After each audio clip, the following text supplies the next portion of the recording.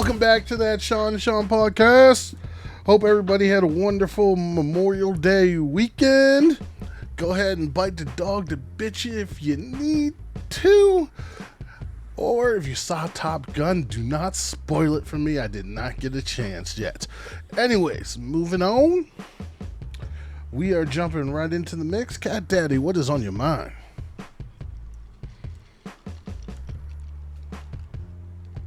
What was that? Couldn't hear you. Sorry. What is on your mind, sir? What is on your mind?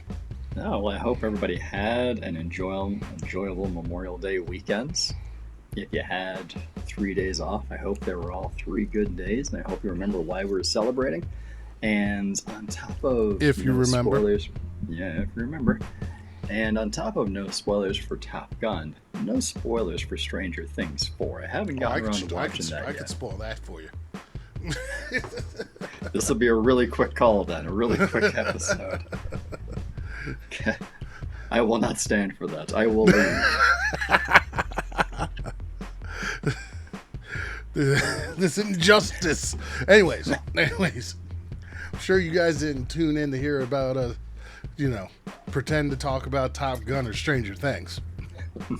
So, we're going to get into all that football mumbo jumbo you guys normally like to hear from us. Cat Daddy, what's happening in the world of the NFL these days? You're thinking it's that really quiet time of year. The draft is well behind us. The preseason hasn't started yet. We're in that quiet zone, but we still have some good, bad, and ugly news for the NFL. The good news I want to start with is Akeem Hicks, formerly of the Bears, signed a 1-year deal with the Buccaneers that's worth up to $10 million. Who said this is good news?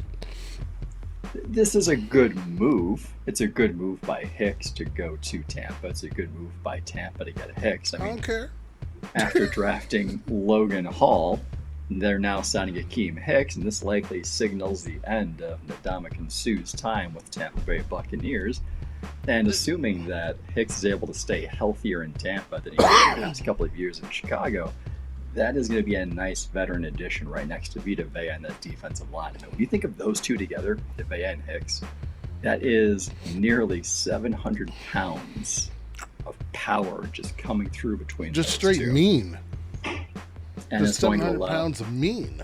Man, it's going to allow Logan Hall the chance to learn behind 2 veterans, play some other spots on the line. I'm sorry, not to interrupt you, but yeah, this signing again makes the Logan Hall draft pick kind of weird. He doesn't match either of their body shapes.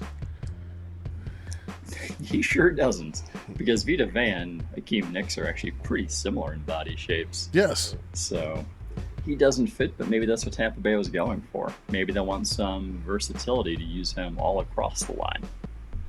Maybe.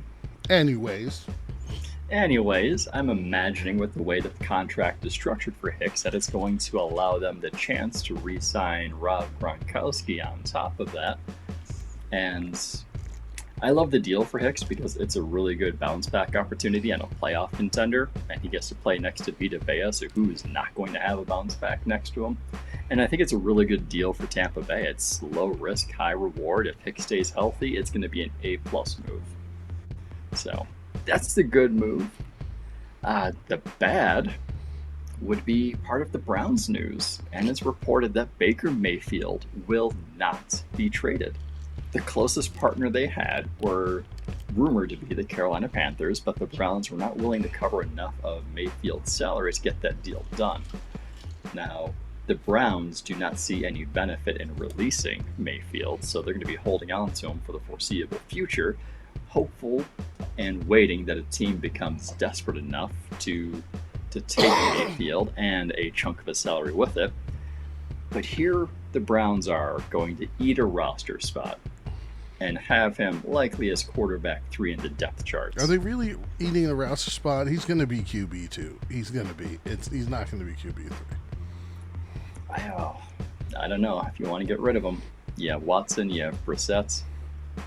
Yeah, he's still above and beyond better than Brissett.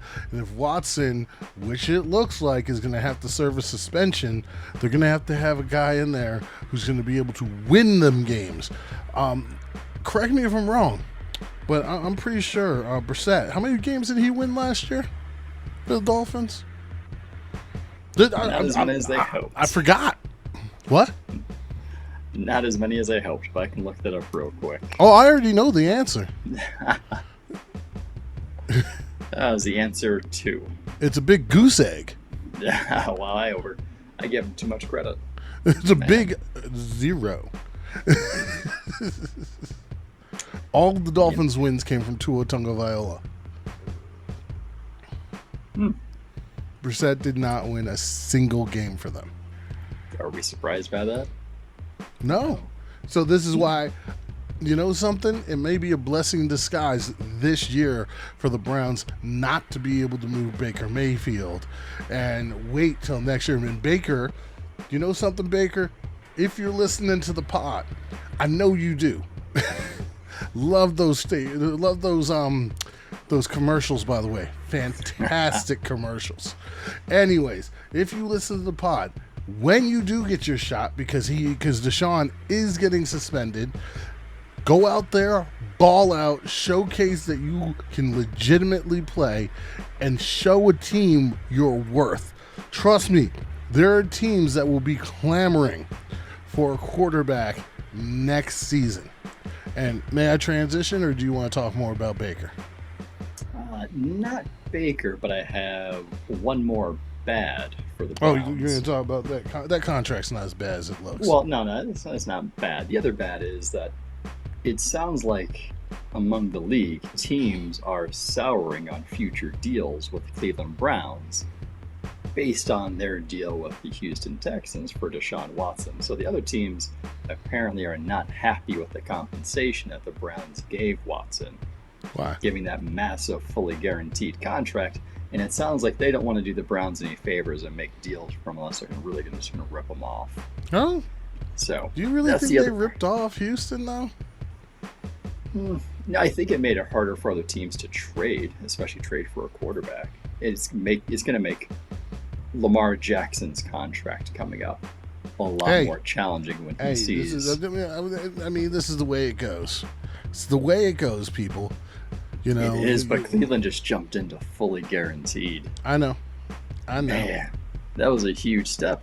And we can transition to the ugly, which for me is the Browns see something that the rest of us don't. Because first, they signed David Njoku to a franchise tag, and I didn't get it. Now, I'm not saying he's a bad player, but I am saying I don't see him as a top 5 tight end, which is what he would get paid on the franchise tag.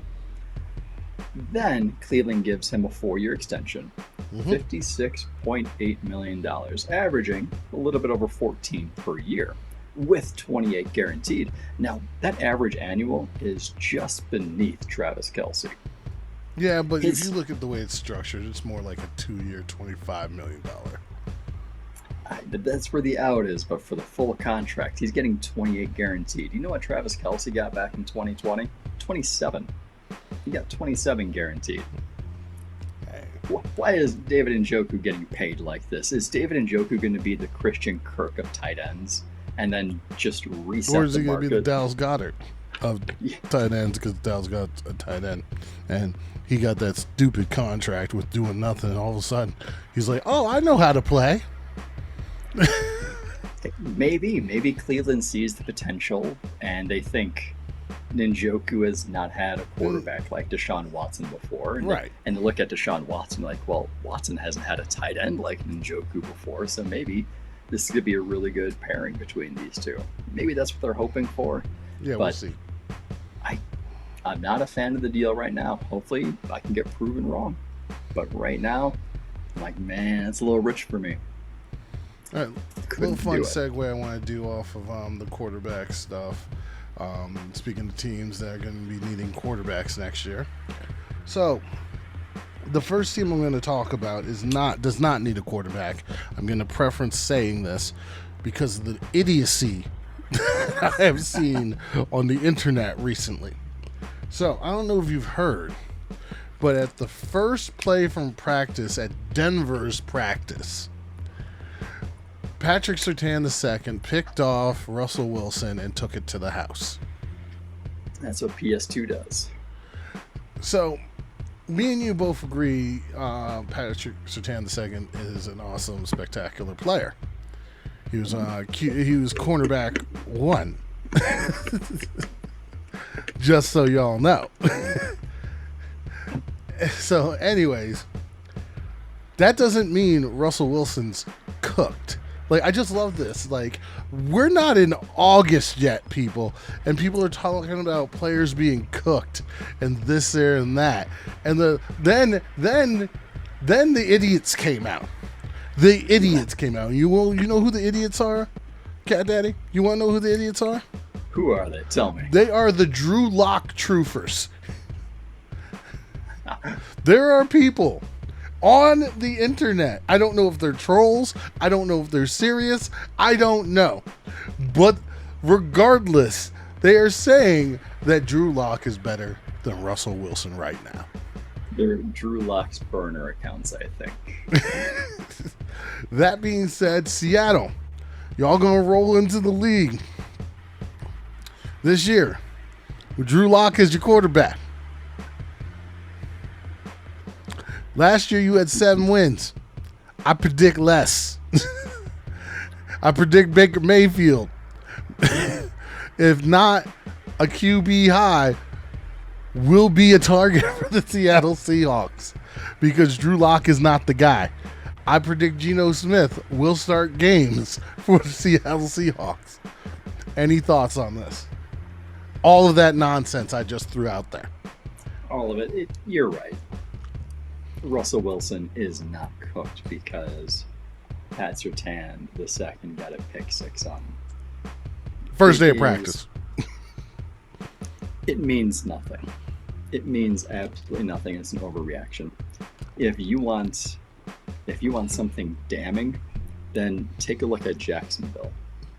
Because Doug Peterson said Laviska Shenault could have a role for us on special teams. He can help us on special teams as Jamal Agnew recovers from an injury. Now that is damning preseason news because Laviska Shenault's season is already over in Jacksonville with Doug Peterson. You think they still got Marvin Jones II. Teams need to be calling about Laviska Shenault. They brought in Christian Kirk, I'm just saying, like, you could get a low. I'll give you a 6. But when your head coach in preseason says, yeah, he can help us out on special teams, that is not good. Russell Wilson getting pick 6, that's not a big deal.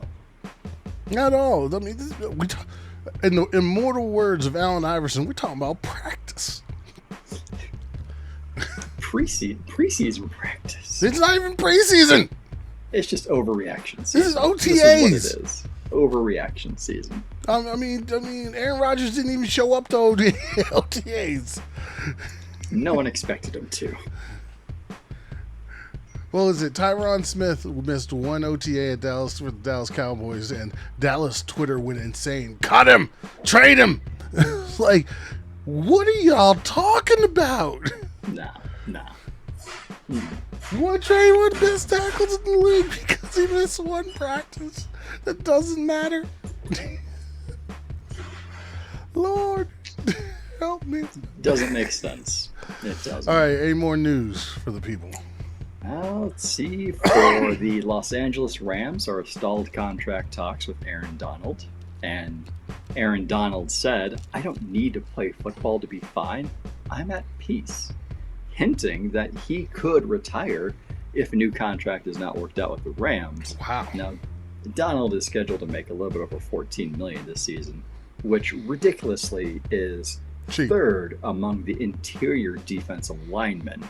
It's still within top 10 overall defense, but it's still cheap for him. Man, if the Rams want to make sure he's playing this upcoming season, then they're going to need to make him the highest paid defensive player again, which would be, what, the second time in 5 years it's happened? Yeah, but we all know this imaginary salary cap does exist.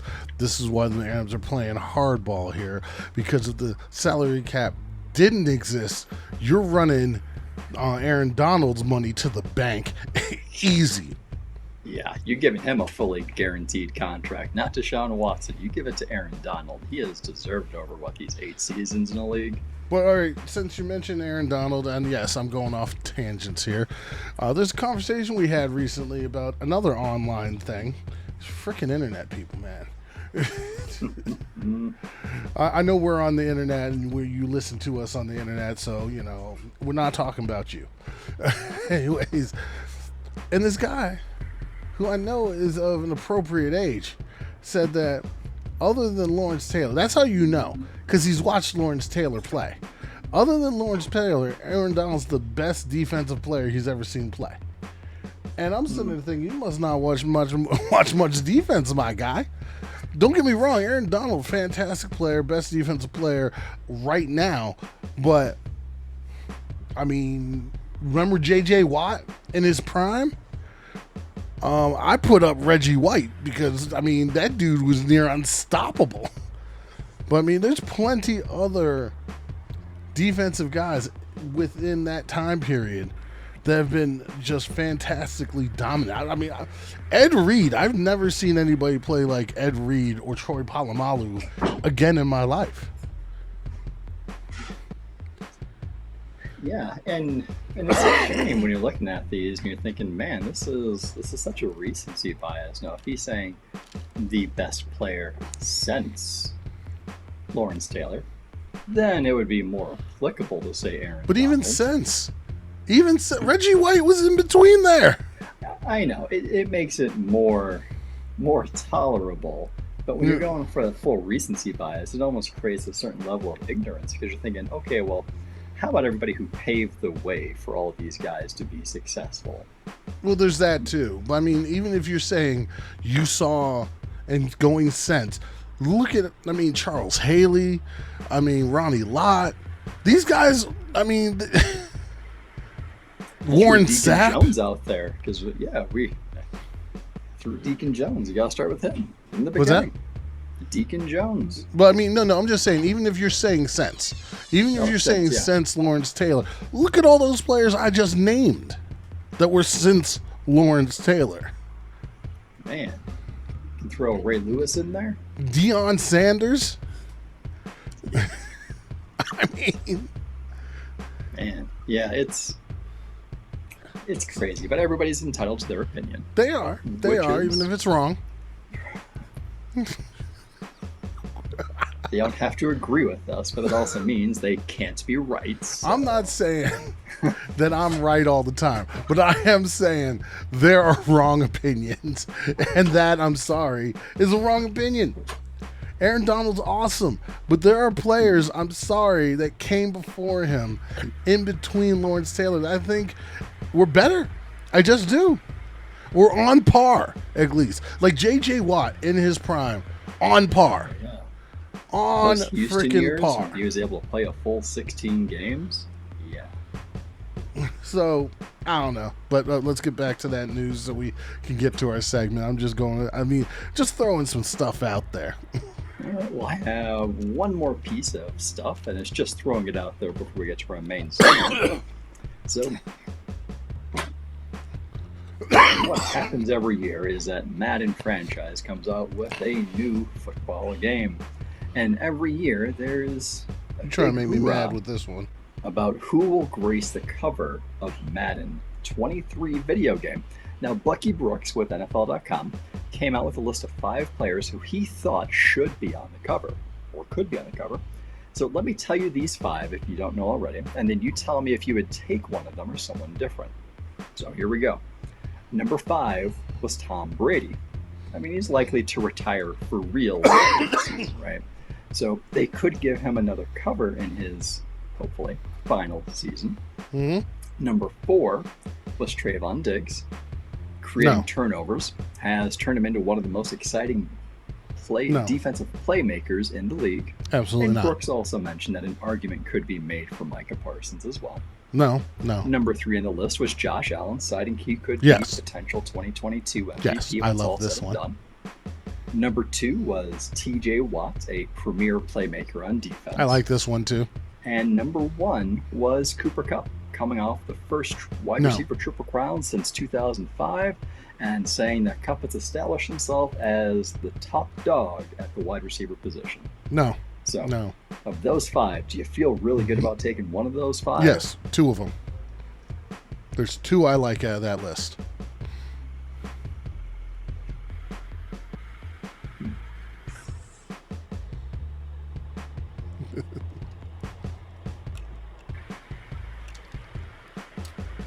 What about you?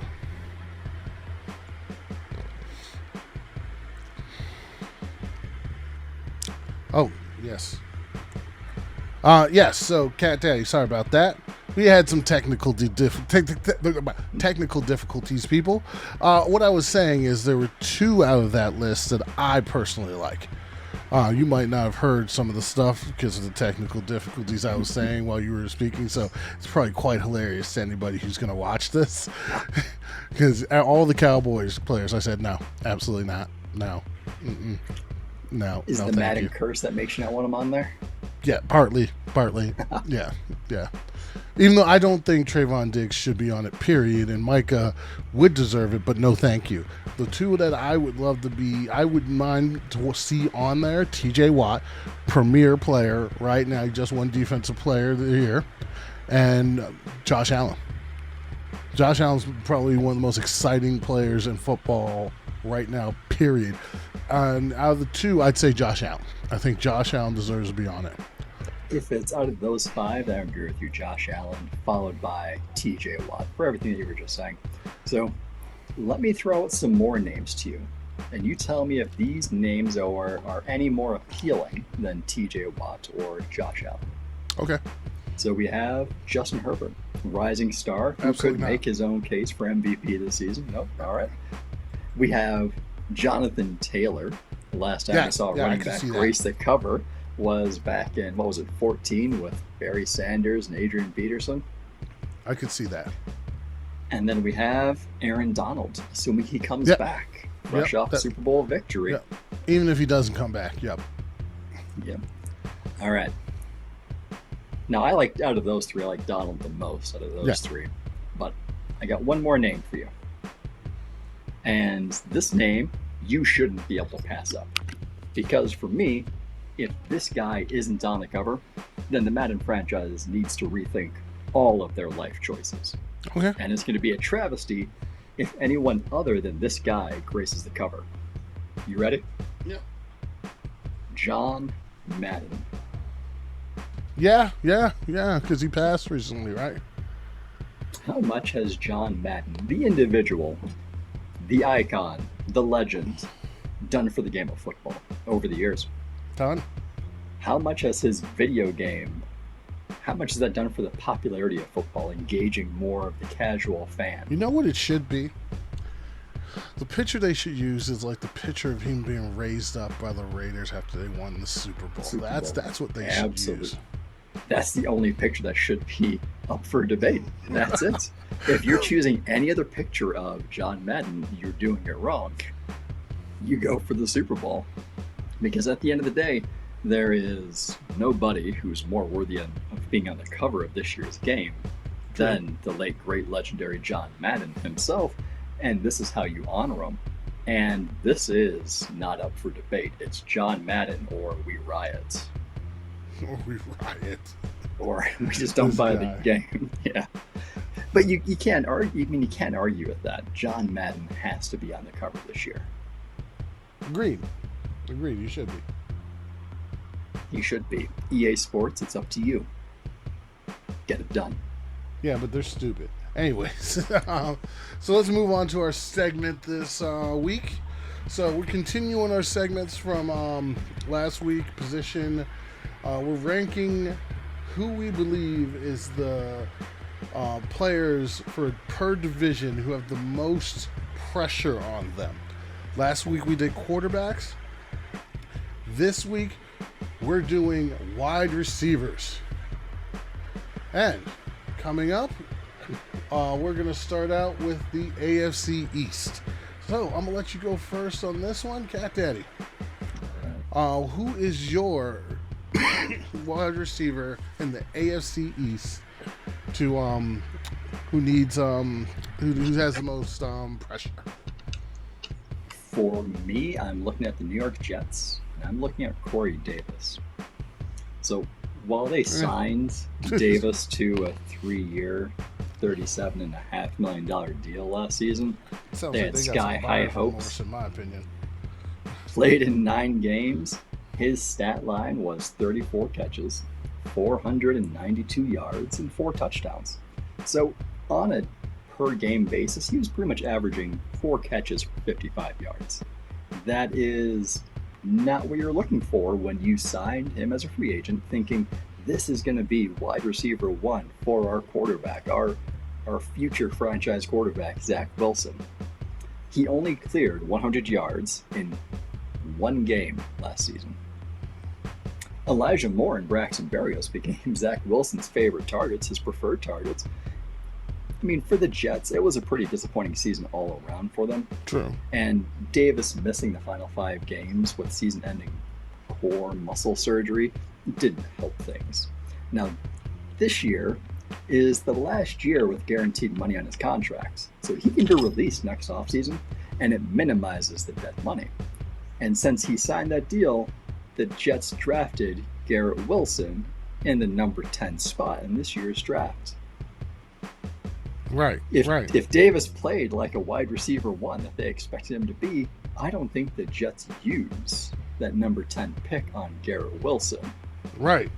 So I think this year, if Corey Davis wants any chance of keeping his job and being a top flight wide receiver, he's got to show it. Otherwise, he's just going to go down in history as another wide receiver who had a career year and then parlayed it into a big contract. That's what it's looking like. Now, all that being said, I'm going with the low-hanging fruit here. It is Tyreek Hill, in my opinion. He's been traded to Miami. He got the big contract, but now you got to go and prove something.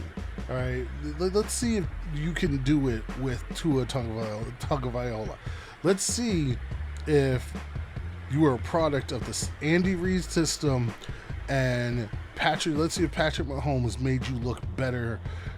I'm not saying he's bad, but maybe made him look better than he really is. You know, because like before this, he was good with Alex Smith, but he wasn't as good as he was with Patrick Mahomes. So was that him growing as a receiver, or is that him a product of that particular offense, or can he come to Miami and be that number 1 guy and make Tua look like a superstar? Yeah, that's what the Dolphins were hoping for, that latter, make him a superstar. You know, so we'll have to see. All right, moving on. Let's go to the NFC East. I'll start here. It is by far CeeDee Lamb. Not because CeeDee Lamb hasn't played well, because now they've traded away Amari Cooper. They basically said, we're going to get you some more volume that you need to show that you're the number 1 receiver here. They're putting a lot of faith in him. They've had a lot of talking points now. Now it's up to CeeDee Lamb to go out there and prove it. I think he can. It just, you know, it's put up or shut up time. It's put up or shut up time for a lot of these guys. Yep. Sure is. And I respectfully disagree that it's not CeeDee Lamb. At least you did, respectfully. I think it is Arthur Juan Brown with the Philadelphia Eagles, and you might know him as A.J. Brown. Oh, really? So if you remember, he was entering the final year of his rookie contract with the Titans, and then he witnessed this big wide receiver boom where all these wide receivers are getting paid massive amounts of money, and he wanted part of an extension before the season began.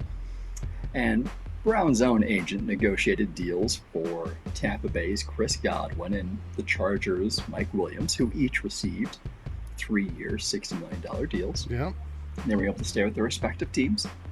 Then the Christian Kirk debacle of 2022 occurred, followed by DJ Moore getting a 3-year, $61 million extension, followed by Green Bay and Kansas City trading their respective star wide receivers to teams that were willing to make them the highest paid non-quarterbacks in NFL history. Then Stephon Diggs receives a 4-year, $104 million extension. I mean, he's looking at these guys and he's thinking, I need to get some of that money. And there's a few sides to the story, but the only consistency seems to be that A.J. Brown wanted more money than the Titans were willing to pay him. A lot more. Eagles, maybe desperate for a wide receiver with Brown's ability, traded a first and a third to obtain him, and then signed him to a 4-year, $100 million extension. That's a lot. You're giving up premium draft capital. You're giving a wide receiver $25 million per year. And when was the last time you played 16 games or a full season? True. There's that. So I think with the high expectations that the Eagles have overall, I think it just places a lot more pressure on A.J. Brown to be successful. Right. No, I mean, I can see it. I can see it. Next up, we're going to go to the AFC North. Who's your AFC North guy? I have another guy who's heading into the final year of his rookie deal, and that's going to be Deontay Johnson with the Pittsburgh Steelers. Now, his offseason, I know, his offseason began with him skipping the beginning of the voluntary workouts because he wanted an extension before the season started, and he probably thought that skipping voluntary workouts was going to give him some leverage in negotiations. He has since, wisely, had a change of heart, probably realized that he had no leverage, and he has since reported for the voluntary workouts. Now, he's shown that he can be good. And I get that he wants long-term financial security. Everybody does. I get it. But I also think it's a bold move to skip even the beginning of voluntary workouts when you have 1 or 2 new quarterbacks who's going to be throwing you the ball this season. Now, Johnson has been productive because he's been a target monster. Last year, he was averaging more than 10 targets per game. And having him on my fantasy roster, I reaped the benefits of this. So I enjoyed that. He was Ben Roethlisberger's most reliable target, but Roethlisberger is no longer in Pittsburgh. Sure. Don't let Mitch Trubisky or Kenny Pickett, whomever may win that job, begin to build a strong rapport with any other wide receiver on the roster. They did draft not 1, exactly, but 2 wide receivers. Exactly, and I think it's also bold to skip even part of the voluntary workouts when you think your team just drafted George Pickens and your team just drafted Calvin Austin. And the Pittsburgh Steelers, if memory serves me correctly, are not very big into paying large contracts to wide receivers because they do a pretty good job at drafting wide receiver talent. So for them, they don't see the need in forking over the big money to keep a guy in town. So as Pepper Brooks said in the Dodgeball movie, A True Underdog Story, it's a bold strategy, Cotton. I hope it pays off for them. We'll see. Yeah. So with this next one, I could have went different ways. I could have went Rashad Bateman for the for the Baltimore Ravens, considering they just shipped Hollywood Brown out of town, but I'm not. I'm going with the Cleveland Browns, and I'm going with Amari Cooper. And people are like, well, wait, Amari Cooper, you said he's good. Yes, I still think Amari Cooper's good. I think he's got a lot to prove. I think he's got a lot to give still. But he does have some stuff to prove. For example, he was better at home in Dallas than away. He did disappear in games. He did have he had a ton of nagging injuries. So with the new quarterback, again, with the new team, change of scenery, let's see if Amari Cooper can show out and be the number 1 guy in Cleveland. All right. Absolutely. There's some pressure there. All right, up next, we're going to go with the NFC North. And I'm going to start this one off, and I'm going to say it is actually a new signing. And that signing would be Sammy Watkins. And here, bear with me, but you're gonna say, "Oh, but Sammy Watkins he's just that guy. He hasn't really done much." This is why. This is last stop. He was in Buffalo and he did show some promise, but not enough. Then he went out to, I believe, what was it, the Rams? Not enough there. Then to KC, and he helped them win a Super Bowl. He did. He helped them win a Super Bowl when he was healthy. Problem's always been health. Then he went to Baltimore, and when he was on the field in Baltimore, he did play fairly well. But now he's got zero excuses. Zero excuses. He needs to get with Aaron Rodgers. He needs to get on the same page with Aaron Rodgers. Be a reliable guy for the Packers, and show that this is not just his last stop because there's no more stops to make. This is his last stop because he proves he can play, and he can play at a high level. Because they also drafted some young receivers that are there and hungry to take that position. They did. I hope Sammy Watkins pulls through. I hope he becomes that veteran leadership that they need. Hey, I'm hoping for it, right? But I don't think he's a wide receiver with the most pressure in the North. I think that belongs to Darnell Mooney. So without Allen Robinson, yeah, that's the more pressure for him. Without Allen Robinson last year, Mooney put up a very good statistically sophomore season. 81 catches, over 1,000 yards. He had 4 touchdowns. And it's even better when you remember that he went through multiple quarterbacks. And it's even better when you remember who was the head coach of that team. So this year, Chicago should have more consistency at the quarterback position. Should have more, how do I put this gently? They should have more competence in the coach's room. And they believe that Mooney has the talent and the skill to be a wide receiver one. And this year, he's going to get another shot at proving it. He did have a higher number of drops last season. He had about 9. So I think he's going to need to improve the hands and the concentration. But with the talent that Chicago has added to their wide receiver core, you're thinking Byron Pringle. I don't think he's much of a threat. Beluse Jones Jr., they keep talking him up, but I'm not sure I'm buying it. It's all going to come down to Darnell Mooney in the passing game. Yeah, as far as wide receiver, we'll see. We'll see. I'm taking this as the Bears. I'm sorry. Fair enough.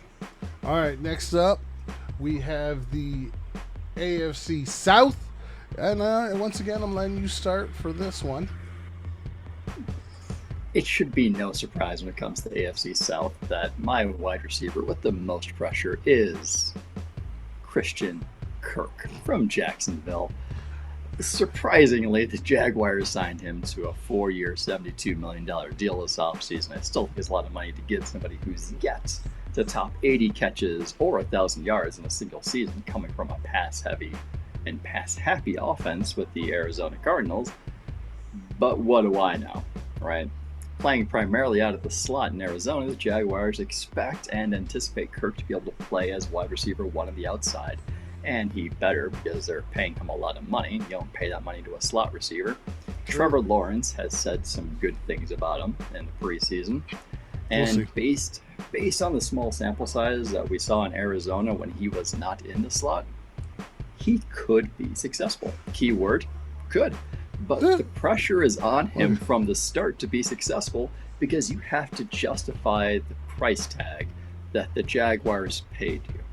And keep in mind, the long-term trajectory of Trevor Lawrence's career may depend on how successful Christian Kirk is as wide receiver one. No pressure, buddy. Not at all.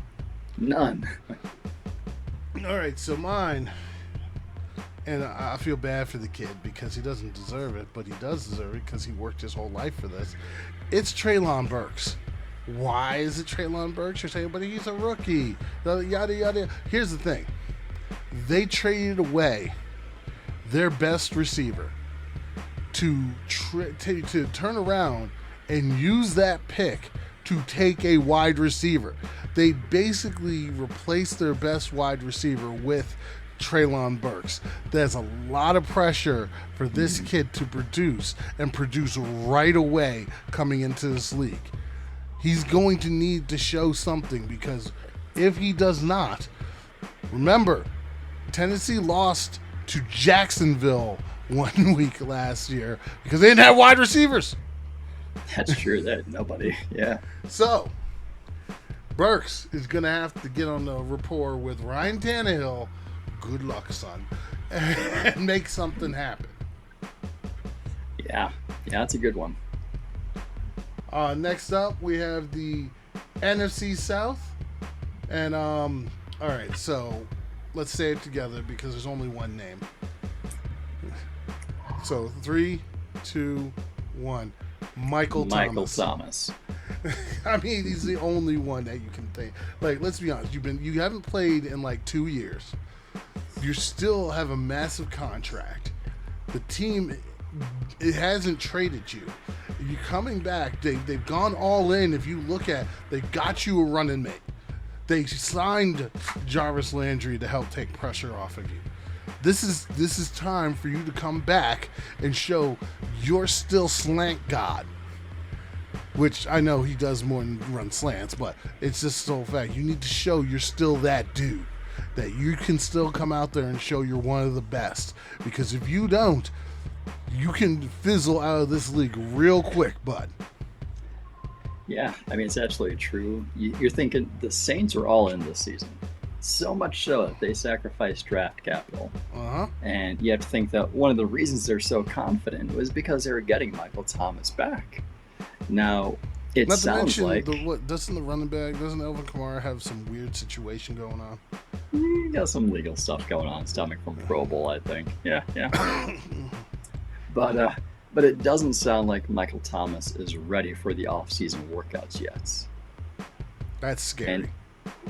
And it almost gives me like the same feeling about David Bakhtiari in the Green Bay Packers, thinking, all right, man, it's been like a year. What are we waiting for? What's going on? I know you want to be careful, but is there something wrong that we don't know about? Let's wait till training camp. Let's wait till training camp, and then we'll see. We're not sure how far or close he is to getting on the field for those workouts, but maybe it's just because it's OTAs and stuff like that. And it could be. It very well could be. And we haven't seen him play much without Drew Brees in his career. So he's got some things to prove this season. All right, next up, we have the AFC West. Who you choosing? Man, if anybody watching this episode has any question about who I'm choosing, you haven't been watching long enough. I'm being petty. No, not at all. The wide receiver with the most pressure is Davante Adams with the Las Vegas Raiders. He's got the most pressure. After the Packers franchise tagged him, it was apparent the Packers did it because they wanted to get something in return for Davante Adams. He was checked out. He didn't want to come back. So you're right. They needed to get something in return for him. And what did they get? They got a 1 and a 2 from the Raiders. Fantastic. The Raiders, in turn, signed him to, on paper, a really big extension that's paying him, $28 per year? So, man, for a brief moment in time, you were the highest paid non-quarterback in NFL history. Very brief. You have to show up and you have to prove that you're worthy of that. Now, for me, it's, man, these past couple of years, you've been catching balls from Aaron Rodgers, back-to-back MVP, who's going to go down as one of the best quarterbacks to play this game because his accuracy, that pinpoint precision, his ability to fit the football into windows that don't exist are some of the skills and talents I don't think Derek Carr has. So it's going to look a little bit different with the Raiders. So the question's going to be, over the past couple of years, was he the best receiver because he was the best? Or was he the best because of who was throwing him the ball and he benefited greatly from it? Same questions to Tyreek Hill. Same exact questions. All right. My guy I'm going with is going to be Juju Smith-Schuster. My guy, yeah, you're going from playing with new alarm Ben Roethlisberger to now Patrick Mahomes. Oh, you better show up, my guy. I'm sorry, but you can't just come out there and just be measly little Juju who likes to dance. This ain't TikTok. You need to get on that field and you need to do something right. Because what you did last year ain't gonna cut it. What you did before, ain't gonna cut it. And it's not like Tyreek Hill's there to take the pressure off you. Yeah, I know Travis Kelce is, but Tyreek Hill's not there. Sky Moore is not developed yet. He's a rookie. You need to be the guy, my guy. Mecole Hardman's not that dude. No, he's not. All right, going to. All right, let me go first for the NFC West because I think yours is going to be a better way to finish the episode. Yeah, we'll my guy is going to be like a little pop and a fizzle. So let me go with my guy first. So who I have for the NFC West is Marquise Hollywood Brown. Who? The Arizona Cardinals gave up a first-round draft pick for you and a third-round selection. But why though? And I wonder if Baltimore feared that Marquise Brown would want a sizable contract extension, like some of the other wide receivers we've been talking about. And they opted to skip that whole drama and then just trade him. Let Arizona deal with it. But now, by being traded to Arizona, the Cardinals are the owner of that problem. He will immediately have a larger role because he's going to a pass-heavy offense. Mm-hmm. He came from Baltimore. Baltimore is run-heavy, so he's going to be featured more in that passing game. And especially at the gate when you consider that DeAndre Hopkins is going to serve a suspension for the first 6 games. So Marquise Hollywood Brown is going to be wide receiver 1 for Kyler Murray for the first 6 games of the season. Sure. You have to justify the costs for the Cardinals acquiring you and whatever future extension you're getting. But you also have the pressure from Kyler Murray. Even if Kyler Murray doesn't come out and say it, you're thinking Kyler Murray wants that big extension. Yes, it does. He has to come out and show he's worthy of that. And he's going to have to do it the first 6 games of the year without DeAndre Hopkins. Now, what are Arizona Cardinals and Kyler Murray famous for? They start out hot. Schedule. No, it's not. But the Cardinals are famous for starting the season hot and then fading toward the end. Kyler Murray doesn't have that luxury this season. If he wants that big contract extension, he's going to need Marquise Brown to show up. All right, that being said, the guy I picked, it is an individual. Here's the thing. If you come out and you demand a new contract with what? Another 2 years left? Is it 1 year? 2 years left on your contract? At least 1, yeah. Rookie deal, on the rookie deal. On your rookie deal, I get you think you believe, and maybe you have outperformed it, but there are checks and balances that need to be paid, my guy. Then, when you don't get what you want, you demand a trade. Yes, I'm going with Deebo Samuel. Here's the problem. Deebo, just like A.J. Brown, when has he played a full 16 games? 2, can the season he had be replicated? Because, he's been good, but he hasn't been as good as he was last year in other years. So it's just like, slow your roll. You need to replicate what you're doing if you want to get that contract. Look at Cooper Kupp. Cooper Kupp was replicating. I know he had a crazy year last year, but he was doing things the 2 years prior with Jared Goff throwing the ball to him. So I'm just saying. Just saying. I get it. You got Jimmy G throwing you the ball. But you still have to go out and replicate what you've done. Yep, and this is why I wanted to end with Deebo Samuel, because I think it's going to be a better conversation to finish this instead of Marquise Hollywood Brown. With Deebo Samuel, you're absolutely right. It's going to come down to the productivity and can he duplicate what he did last season. Because if he's going to get that $25 million per year extension that he likely wants, he's going to have to do this again and again and again. And I don't think he can, because I think teams are going to catch on to how Shanahan uses Samuel. And I think that's going to limit some of the upside he has moving forward. We'll see how it goes. We'll see. We'll see, but do you see him rushing for another 8 touchdowns this season? No, I don't. No. All right, so that is all she wrote for those folks. Cat Daddy, any words of wisdom? Now I got nothing for words of wisdom, but I did just find out that Madden will be releasing who their cover guy is tomorrow. So we're recording this before Madden releases, and it's going to be released tomorrow morning. So we're going to find out if all of our buy this year's game. Going to be retrograde. Anyways, I know. People, I don't have any words of wisdom. I have a suggestion. Summertime's coming up. Everybody needs to go out and get a smoker. Doesn't matter if you don't eat meat. Smoking vegetables is good too. Get some smoked zucchini. Oh, it's nice. It's nice. Go get yourself a smoker.